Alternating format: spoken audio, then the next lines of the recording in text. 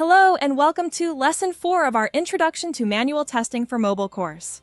I'm Jamie, and today we're going to take a high-level overview of the manual testing screen within the Kobiton platform. Understanding the main components of the manual testing screen is essential for navigating your testing sessions efficiently and effectively. In this lesson, we'll explore each key part of the interface, so you can familiarize yourself with the tools and features at your disposal. Let's get started by launching a device and diving into the manual testing screen. Once you've launched a device and entered a manual testing session, the manual testing screen presents several important components that you'll interact with regularly. Let's walk through each of these components to understand their functions and how they contribute to your testing process. At the center of the screen, you'll see the device panel, which renders the device you're testing.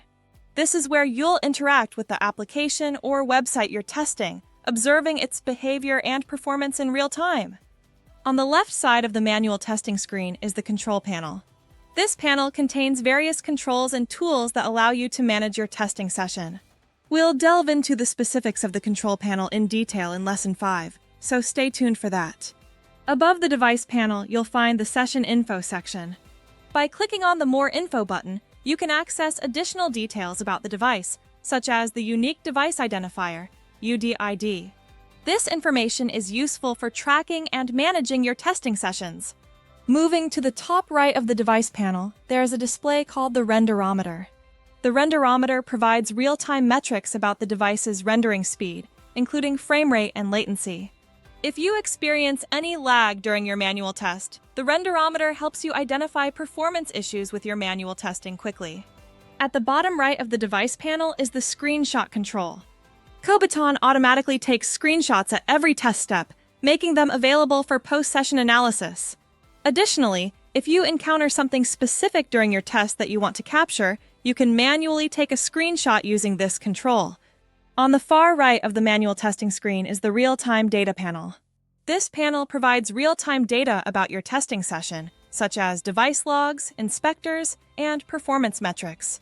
We'll explore this panel in depth in Lesson 6, so you'll gain a comprehensive understanding of how to utilize this valuable information. Above the real-time data panel, there are 4 important buttons that enhance your testing capabilities. The first button on the far left looks like a play button and is the capture button.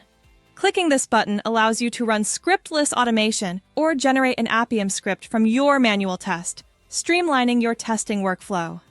Next to the capture button is the Install Apps button. We'll interact with this button in Lesson 7 when we delve into testing native mobile applications. To the right of the Install Apps button is the Manual Session Settings button. Here, you can change the name and description of your test or toggle the automated session timeout according to your testing requirements.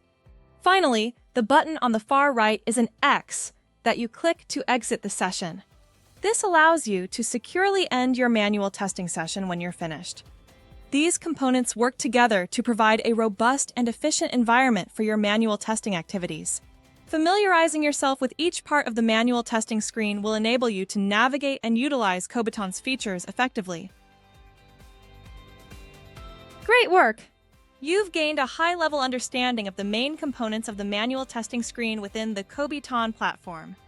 We explored the device panel, where your testing interactions take place, and touched on the control panel and real-time data panel, which we will cover in more detail in Lessons 5 and 6 respectively.